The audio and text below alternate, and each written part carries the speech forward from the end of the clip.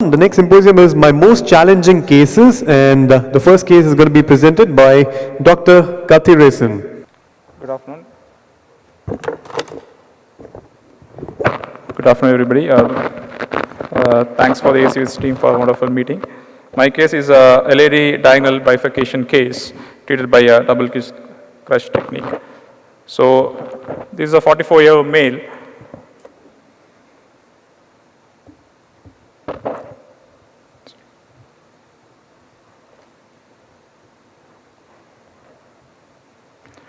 This is a 44-year male who had an angiogram in an outside facility. He's a known diabetic patient who had a recent anteroval MI and had a moderate LV dysfunction. His angiogram reveals an true bifurcation disease of an LAD diagonal.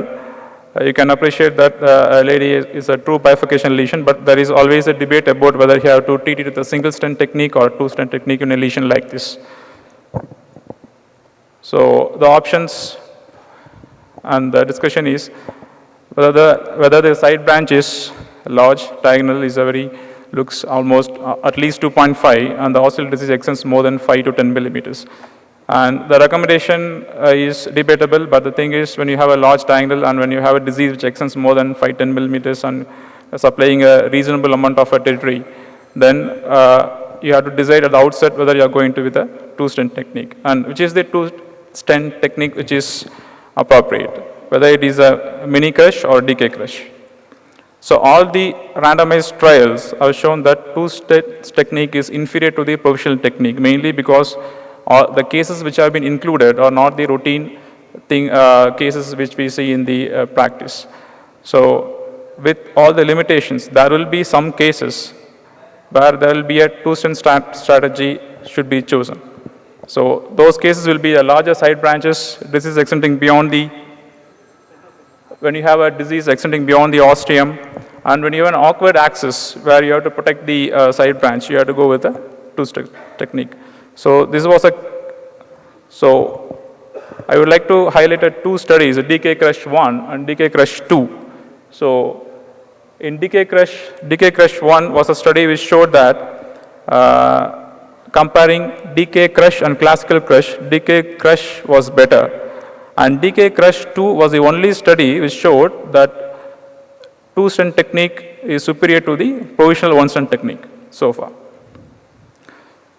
So double crush technique is a slight modification of the mini crush technique where you stent the side branch first.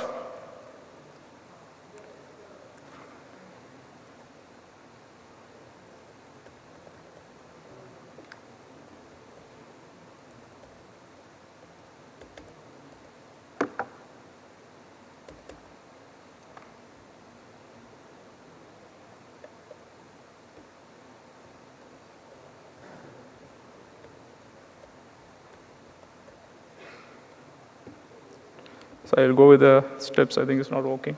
So the first thing is like the routine step crush technique, where you have the stent, side branch stent placed with just 1 or 2 millimeters protrusion into the main branch, but you have to have a balloon here already parked. Otherwise, it will be very difficult to take the balloon then.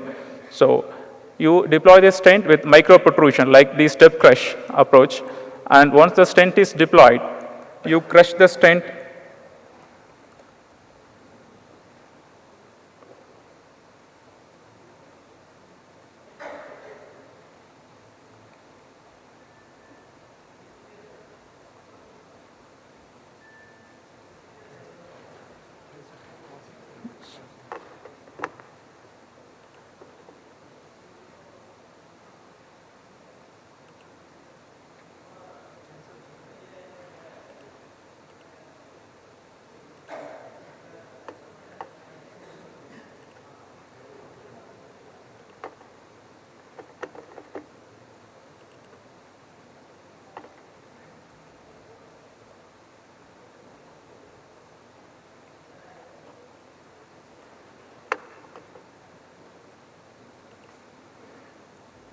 So these are the steps actually. Once you have to stent the side branch first, and you have to crush it with a balloon, and you have to again redilate the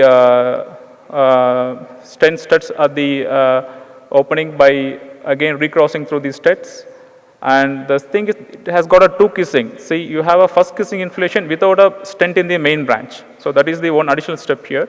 It helps in opening up the side branch ostium so that your final kissing inflation is possible in 100% of the cases. What happened in the studies, in all the Kush studies, were that in 25 to 30% of the cases, they were not able to do the final kissing inflation. So that translated into a higher restenosis rate in the side branch. Then you finish the case by doing a main branch stenting and then do the final kissing, second kissing. So in the step 2 here you have the main branch stent, side branch stent, and it is being crushed by an NC balloon. And this is a check shoot out of the crush. You have a minor dissection here. And in the step 3, you actually inflate the side branch ostium before doing the first kissing inflation. So this is an important step because this opens up the side branch ostium and also keeps the struts of the side branch stent towards the wall. So here the only problem is by having a kissing before, without a main branch stent, you can create large dissections. So always you undersize and always go with the NC balloon so that you don't get a dog boning effect.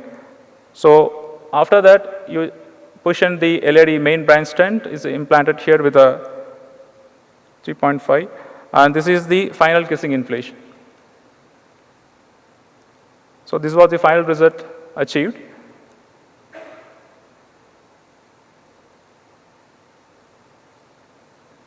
A large diagonal, and this was the stent boost helps us to see that the stent is well expanded. We don't have IVUS at that point in our lab.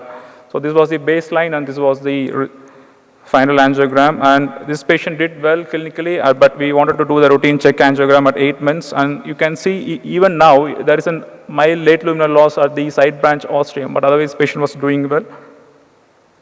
So this was the 8 months follow-up angiogram. So this emphasizes the importance of the two-step kissing, where you have to, before kissing, you always sequentially inflate the side branch balloon at high pressure, so that after that you do the kissing. So this helps in opening up the side branch ostium and bringing down your side branch restenosis rate. Another thing is, if the patient tolerates, always inflate at least for 30 seconds. So the take home will be a double crush is a modification of a mini crush and step crush technique. It was introduced by S. Chen in 2005. The main advantage is opening up the crush side branch stent ostium before deploying the main branch stent, so that the final kissing inflation is possible in all the cases. And DK crush is the only two-step technique shown superior to the provisional stent strategy. And DK crush should not be confused with the step kissing inflation, two-step kissing inflation, which means you inflate the side branch balloon to high pressure and then go for the kissing inflation. The other important point is you would always use a adequately sized NC balloons. For kissing inflation, always use NC balloons, go up to 10 atmospheres at least. And aim for an optimal final result to get an optimal result. And recently, in the recent TCT, we have a DK crush 3 study, which has shown in distal left main bifurcation, DK crush is superior to the culotte stenting. So this is the thing. Thanks for the attention. Thank you.